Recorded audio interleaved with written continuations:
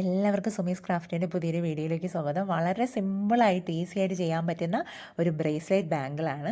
ഇതിന് വേണ്ടി ഞാൻ എടുത്തിരിക്കുന്നത് മെമ്മറി വയറാണ് കേട്ടോ. നമുക്ക് മെമ്മറി വയർ ഇതുപോലെ കിട്ടും. നമ്മൾ ഇതുപോലെ പീസ് നമുക്ക് ആവശ്യമുള്ളത് കട്ട് ചെയ്തെടുത്താൽ മതി. അപ്പോൾ ഇത് വളരെ സിമ്പിളായിട്ട് വെറും ഒരു അക്സസറി എന്ന് പറയാം, അല്ലെങ്കിൽ 2 അക്സസറി വെച്ച് ചെയ്യുന്നതാണ്. നമുക്ക് മെമ്മറി വയറാണ് ഇതിൻ്റെ ബേസായിട്ട് ആവശ്യമുള്ളത്. അതിനുശേഷം നമുക്കൊരു പേളും സ്റ്റോൺ ചെയിനും.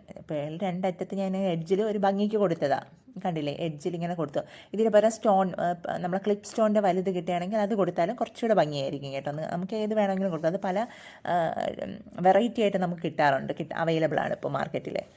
ഇതുപോലെ ഒന്ന് കൊടുത്തിട്ട് നമ്മളുടെ ഇതല്ലേ, ഇത് നമ്മളിങ്ങനെ കട്ട് ചെയ്തെടുക്കുമ്പോൾ രണ്ടും ഒരേ ലെവലിലാണ് നിൽക്കുന്നത്. അപ്പോൾ എന്താ പറയുക, അത്യാവശ്യം നല്ല രീതിയിൽ ഗ്ലൂ അപ്ലൈ ചെയ്ത് കൊടുത്താൽ മാത്രമേ അതങ്ങനെ കറക്റ്റായിട്ട് നിൽക്കുകയുള്ളൂ കേട്ടോ. ഇതുപോലെ എന്നിട്ട് രണ്ടും ഒരേ ലെവലിൽ നിൽക്കുന്നത്, അതൊന്ന് കുറച്ചൊരു ഗ്യാപ്പ് കിട്ടാൻ വേണ്ടിയിട്ട് ഇതുപോലെ ഒന്ന് നമ്മൾ നെരുക്കി കൊടുക്കുക. അതിനെ അങ്ങോട്ടും ഇങ്ങോട്ടും വലിച്ചു കഴിഞ്ഞാൽ കുറച്ചൊന്ന് ഒരു ഗ്യാപ്പ് കിട്ടും നമുക്ക്, കണ്ടോ. അപ്പോൾ ഒരു ചെറിയൊരു ഗ്യാപ്പായി. അപ്പോൾ അല്ലെങ്കിൽ 2 ബീഡ്സും തമ്മിൽ പേളും തമ്മിൽ തട്ടി നിൽക്കും. അത് വരാതിരിക്കാൻ വേണ്ടി ഇപ്പോൾ നമ്മൾ കയ്യിലിടുമ്പോഴും ഒരു പ്രത്യേക ഭംഗിയായിരിക്കും കേട്ടോ. ഇങ്ങനെ നിങ്ങൾക്ക് എത്രത്തോളം ക്ലിയർ ആയിട്ട് കാണാൻ പറ്റുന്നതെന്ന് അറിയില്ല. അങ്ങനെ ചെയ്യുമ്പോൾ നല്ല ഭംഗിയാണ്. അതിനുശേഷം ഫുള്ളായിട്ട് ഞാൻ നമ്മുടെ മെമ്മറി വയർ കംപ്ലീറ്റ് ആയിട്ട് ആ ഒരു റൗണ്ട് കംപ്ലീറ്റ് ആയിട്ട് ഗ്ലൂ അപ്ലൈ ചെയ്യാണ്. അപ്ലൈ ചെയ്യുമ്പോൾ ഒന്ന് ശ്രദ്ധിച്ച് അപ്ലൈ ചെയ്യുക. പിന്നെ നമ്മൾ ഒട്ടിക്കുന്ന സമയത്ത് കുറവെന്ന് തോന്നുമെങ്കിൽ ഒന്ന് ജസ്റ്റ് കുറച്ചുകൂടെ അപ്ലൈ ചെയ്ത് കൊടുക്കുക.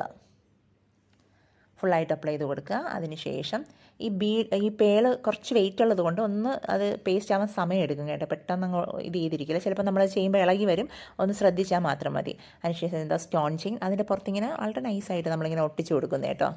ഇത്രയേ ഉള്ളൂ കാര്യം, ഒട്ടിക്കുക, അത്രയേ ഉള്ളൂ. ഇതിന് നമുക്ക് 2-3 ലെയർ എടുക്കാം കേട്ടോ. 2-3 ലെയർ എടുത്തിട്ട് 2 സൈഡ് ഇതുപോലെ പേൾ വെച്ച് ചെയ്തെടുക്കാം. വളരെ ഭംഗിയായിട്ട് ചെയ്തെടുക്കാം.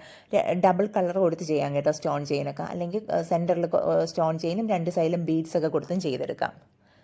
കണ്ടല്ലോ, ഇതുപോലെ അവസാനം എഡ്ജിലേക്ക് വരുമ്പോൾ ഒന്ന് ശ്രദ്ധിക്കുക. നമ്മളത് കൈ പിടിക്കുമ്പോൾ, കാരണം നമ്മളത് പേസ്റ്റ് ചെയ്തിരിക്കുന്നതുകൊണ്ട് കുറച്ചൊരു ബുദ്ധിമുട്ട് കാണും.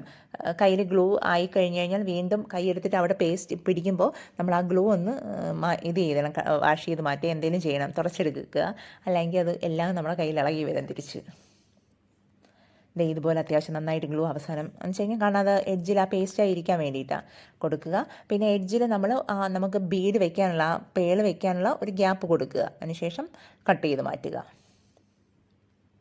കാരണം കുറച്ച് നമുക്ക് ആ പേള് അകത്ത് നിൽക്കണമല്ലോ, അതിന് വേണ്ടിയിട്ടാണ്. തീരെ എഡ്ജിൽ ജസ്റ്റ് ഒരു ഇതിൽ ടച്ചിൽ വെക്കരുത്, അത് ഇളകി വരും. അപ്പോൾ അത്യാവശ്യം നമ്മൾ ബീഡ്സിനകത്തേക്ക് കയറ്റി നിർത്തുമല്ലോ, അനിയില്ല, അതുപോലെ കയറ്റി നിർത്തുക.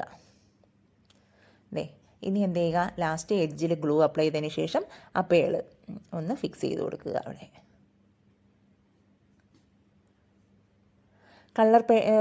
കളർ അല്ലെങ്കിൽ ഞാനിപ്പോൾ വൈറ്റാണ് എടുത്തിരിക്കുന്നത്, നമ്മൾ ആ പേളാണ് എടുത്തിരിക്കുന്നത്. ഇതിന് പറഞ്ഞ് നിങ്ങൾക്ക് കളറായിട്ടുള്ള ബീഡ്സ് വേണമെങ്കിലും പല വെറൈറ്റി അവൈലബിൾ ആണല്ലോ കൊടുക്കാൻ കേട്ടോ. കണ്ടില്ലേ, വളരെ സിമ്പിളായിട്ട് നമുക്ക് കയ്യിലൊക്കെ സിമ്പിളായിട്ട് യൂസ് ചെയ്യാൻ പറ്റും. എല്ലാവരും ചെയ്യാൻ ശ്രമിക്കണം. പുതിയൊരു വീഡിയോ ആയിട്ട് കാണുന്നത് എല്ലാവർക്കും